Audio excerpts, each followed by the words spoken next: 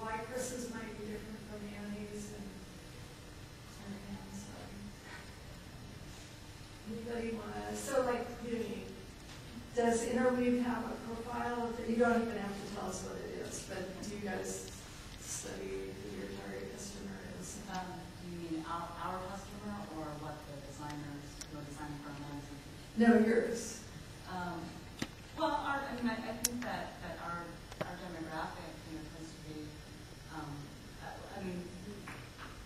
demographically speaking, I think that they're not, a monolithic or a solid block. They're kind of, all over the world and all different places on the spectrum, education level, everything else, age, location, everything else. But I think that they're all fundamentally really interested in what we always talk about is good knitting, capital G, capital N, or capital K.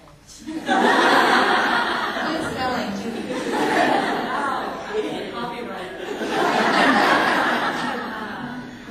But I think that they're interested in a specific kind of knitting, which is knitting that's very wearable, that has with it a very real sense of the heritage that knitting as a craft and as a home art has, and that feels fresh, but very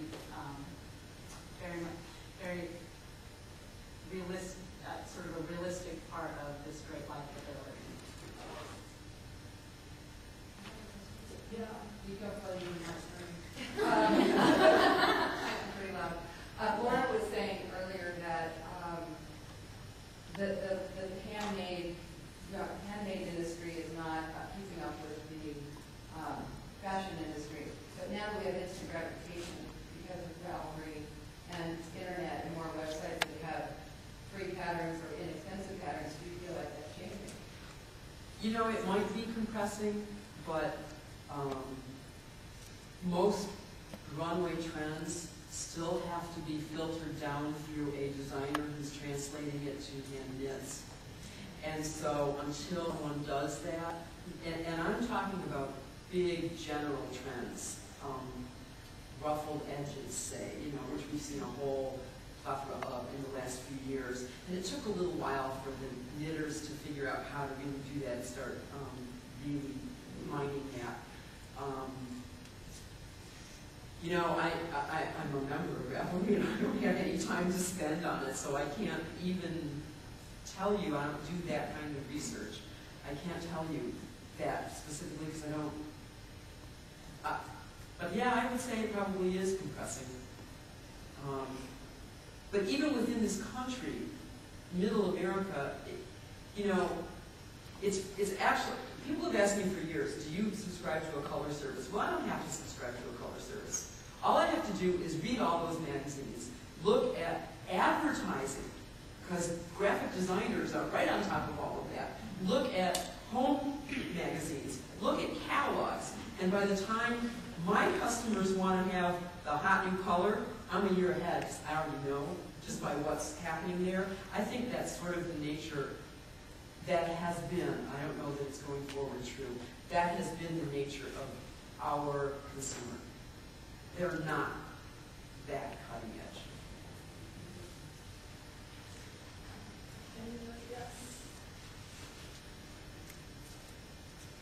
Hi, I'm Joan Michael, and I own White Lies Designs. I have to agree with Laura and with a little different edge to it. I find that educating my customers, fashion-wise, is the best thing I can do for my business. Many knitters will knit items that they think are fun to knit, they think are pretty, but when they're finished with them, they give them away, and they won't knit it again. So you want them to have something that they can merge into their wardrobe right now, to have another instant gratification on top of, downloading the pattern and, getting the yarn overnight mail or however they want to do it. But as soon as they're finished and have finished their garment, they can put it on with slacks, put it on with an outfit, and really justify the time and money that they've put into making their garments and call it part of their wardrobe. And I find that really important. And we all love it when somebody says, beautiful sweater, did you make it? know that they're in the community who make sweaters that they only wear as stitches.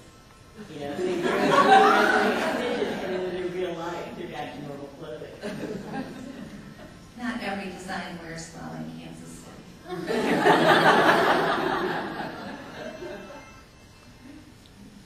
So are we ready to go on?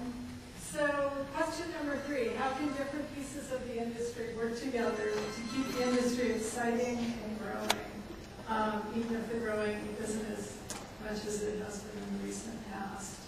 I think just a dialogue like this, I don't know, when I talked to you earlier, this hasn't happened before, and I think it's, for me as a business owner and designer, it's eye-opening. I think it's really interesting that we're all starting to talk about it more, and things are, I think, maybe a lot more transparent now, whether it's in the knitting industry or some other industry, because of the changes that's happening right now with technology and world travel, all that stuff. I think that's all really important in keeping the knitting community excited and involved. And as long as we have excited and involved knitters that feel like they're part of the community, there will always be work for us to do as designers and as publishers. So whatever we can do to foster that sense of community and excitement and keep it going and keep people wanting to learn how to knit and younger knitters coming in, we'll do okay. We need to get Oprah in there. Yeah. You know, I keep hoping that she will pick my new book for the book club. Whatever. And I just want to write a book so I can go to Jon Stewart. And I totally don't think that he wants to live in it. I'd like to add that, especially for any aspiring designers who are out here, that I think, and it's been mentioned, and I'm just going to reiterate it, I think that professionalism and accuracy are incredibly important. In all the years I've been involved in this industry and involved with personal friends who knit, the reason I see people fall away is from having unsuccessful projects. And they often have unsuccessful projects because of something that they did, like not checking their gauge, which goes to the education end of it. However, they also have unsuccessful and very frustrating projects when there are errors in patterns. And we all know what that's about. So.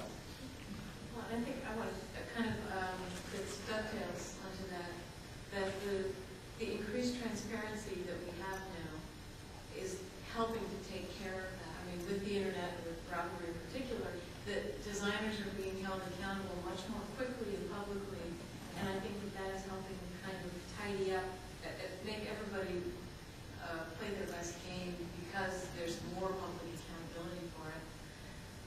The only other thing that I was thinking that is a danger for this community is if we operate from a culture of scarcity, thinking that there's not enough to go around, because it's a huge, huge, huge market of people, and I feel like our job is to keep them excited and inspired.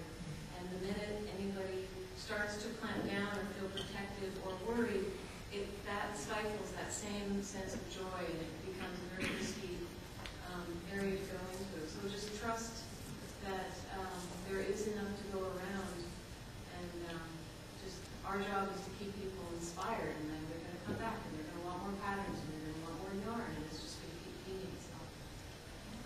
Hi, I'm Marley. I host the Yarn King podcast, and I just want to mention on the idea of Claire keeping people inspired and stuff.